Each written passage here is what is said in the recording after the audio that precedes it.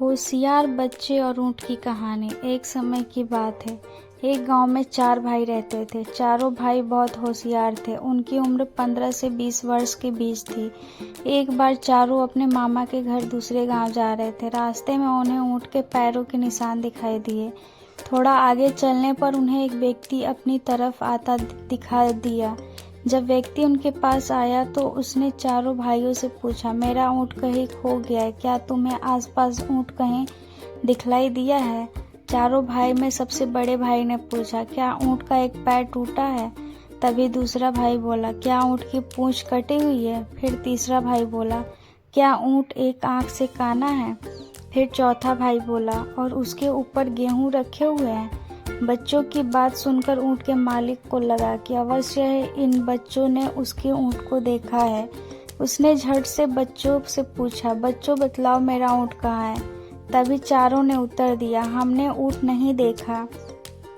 बच्चों की बात सुनकर ऊँट का मालिक बोला, अगर तुमने ऊँट नहीं देखा है तो तुम्हें कैसे मालूम कि ऊँट लंगड़ा काना पूंछ कटी हुई है और उसके ऊपर अनाज रखा हुआ है? फिर भी चारों भाई यही बोलते रहे कि हमने तुम्हारा ऊँट नहीं देखा। ऊँट के मालिक को चारों भाइयों पर शक हुआ कि इन्हीं ने ऊँट चुराया है। ऊँट का मालिक चारों भाइयों की शिकायत लेकर राजा के पास पहुंचा और राजा से शिकायत करते हुए बोला, महाराज, मेरा ऊँट कहीं गुम गया है और इन चारों भाइयों ने मेरे ऊँट का हुलिया बतलाया है, किंतु कहते हैं कि हमने तुम्हारा ऊँट नहीं देखा।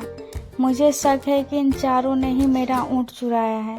राजा ने चारों भाइयों से पूछा कि जब तुमने ऊँट नहीं देखा ही नहीं तो तुम्हें ऊँट का हुलिया कैसे मालूम है? तभी सबसे बड़ा भाई बोला, महाराज, हम जहाँ से जा रहे थे उस रास्ते पर ऊँट के पैरों के निशान थे।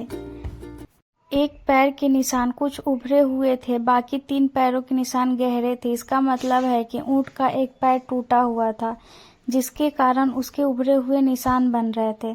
दूसरे भाई ने कहा, महाराज, ऊँट की पूंछ कटी हुई होने का संदेह हमें इसलिए हुआ क्योंकि जहाँ ऊँट के पैरों के निशान थे वहाँ ऊँट का गोबर बिखरा हुआ नहीं था। इसका मतलब साफ था कि ऊँट की पूंछ कटी हुई है। इसी कारण गोबर पूंछ से नहीं टकराया और सीधा जमीन पर गिरा। फिर राजा ने तीसरे भाई से पूछा तो उसने कहा, महाराज, ऊँट जहाँ से जा रहा था वहाँ एक तरफ की घास तो ऊँट ने खाई थी, जिसके कारण वहाँ घास नहीं थी, और जिस तरफ ऊँट की आंख थी खराब थी वहाँ उसे दिखाई नहीं दे रहा होगा, इसलिए उस तरफ ऊँट ने घास नहीं खाई थी और वहाँ की घास हरी थी, इसलिए हमने अंदाजा लगाया कि ऊँट काना है। फिर चौथा भाई बोला, महाराज, जिस रास्ते से ऊँट जा रहा था उस रास्ते पर गेहूं के दाने बिखरे हुए थे, इसलिए मैंने कहा कि ऊँट के ऊपर अनाज रखा हुआ है, किंतु हमने इनका ऊँट नहीं देखा था। चारों के उत्तर सुनकर उनकी बुद्धिमत्ता पर राजा बहुत प्रसन्न हुआ और राजा ने चारों सलाहकार मंडल में जगह दे दी।